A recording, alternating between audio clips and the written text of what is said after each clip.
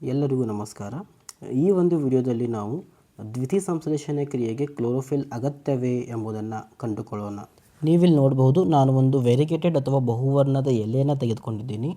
ಇಲ್ಲಿ ಎಲ್ಲಿ ಹಸಿರು ಬಣ್ಣವಿದೆಯೋ ಅಲ್ಲಿ ಸ್ಟಾರ್ಚ್ ಉತ್ಪಾದನೆ ಅಥವಾ ಪಿಷ್ಟದ ಉತ್ಪಾದನೆ ಆಗ್ತಾ ಇರುತ್ತದೆ. ಈಗ ಎಲ್ಲಿ ಹಳದಿ ಬಣ್ಣ ಇದೆಯೋ ಅಲ್ಲಿ ಸ್ಟಾರ್ಚ್ ಉತ್ಪಾದನೆ ಆಗೋದಿಲ್ಲ. ಸೊ ಇದನ್ನು ನಾವು ಅಯೋಡಿನ್ ಟೆಸ್ಟ್ ಮುಖಾಂತರ ಕಂಡುಹಿಡಬಹುದು. ಈಗ ಈ ಎಲೆಯನ್ನು ನಾವು 2 ರಿಂದ 3 ನಿಮಿಷ ಈ ಕುದಿಯುವ ನೀರಿನಲ್ಲಿ ಮುಳುಗಿಸೋಣ. ಒಂದು 2 ರಿಂದ 3 ನಿಮಿಷ ನೀವು ಸ್ವಲ್ಪ ವೇಟ್ ಮಾಡಬೇಕಾಗುತ್ತದೆ. ಈಗ ನಾನು ಈ ಎಲೆಯನ್ನು ಬಿಕ್ಕರ್ನಿಂದ ತೆಗೆದು ಆಲ್ಕೋಹಾಲ್ ಇರುವ ಈ ಟೆಸ್ಟ್ ಟ್ಯೂಬ್ಗೆ ಹಾಕ್ತಾಯಿದ್ದೀನಿ. ಇದರಲ್ಲಿ ನಾನು ಮೊದಲೇ ಆಲ್ಕೋಹಾಲನ್ನು ತೆಗೆದುಕೊಂಡಿದ್ದೀನಿ. ಇದಕ್ಕೆ ಈ ಎಲೆಯನ್ನು ಹಾಕ್ತೀನಿ.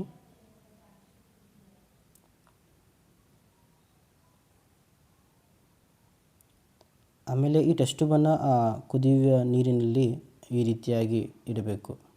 ಕೆಲವು ನಿಮಿಷದ ನಂತರ ಈ ಆಲ್ಕೋಹಾಲ್ ಕೂಡ ಕುದಿಯಲು ಪ್ರಾರಂಭಿಸ್ತದೆ.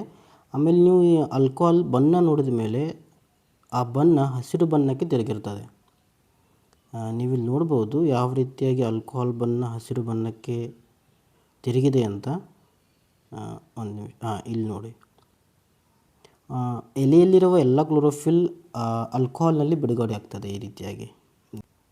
ಈಗ ಈ ಎಲೆಯನ್ನು ಪೆಟ್ರಿ ಡಿಶ್ನಲ್ಲಿ ತಕ್ಕೊಂಡು ಅಯೋಡಿನ್ ಟೆಸ್ಟನ್ನು ಮಾಡೋಣ.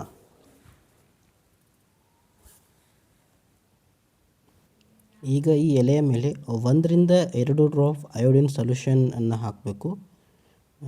ಈ ರೀತಿಯಾಗಿ ಅಯೋಡಿನ್ ಸೊಲ್ಯೂಷನ್ ಹಾಕಿದ ಮೇಲೆ ಒಂದು 2 ನಿಮಿಷ ವೇಟ್ ಮಾಡಬೇಕು. ಆಮೇಲೆ ಎಲ್ಲಿ ಕ್ಲೋರೋಫಿಲ್ ಇತ್ತೋ ಅಲ್ಲಿ ಸ್ಟಾರ್ಚ್ ಇರುತ್ತೆ. ಎಲ್ಲಿ ಸ್ಟಾರ್ಚ್ ಇತ್ತೋ ಆ ಭಾಗ ನೀಲಿ ಕಪ್ಪು ಅಥವಾ ಬ್ಲೂ ಬ್ಲ್ಯಾಕ್ ಕಲರ್ಗೆ ಚೇಂಜ್ ಆಗಿರ್ತದೆ. ನೀವು ಇಲ್ಲಿ ರಿಸಲ್ಟ್ ನೋಡ್ಬೋದು ಯಾವ ರೀತಿಯಾಗಿ ಎಲೆಯ ಹಸಿರು ಭಾಗ ಮಾತ್ರವೇ ನೀಲಿ ಕಪ್ಪು ಭಾಗಕ್ಕೆ ಚೇಂಜ್ ಆಗಿದೆ ಅಂತ.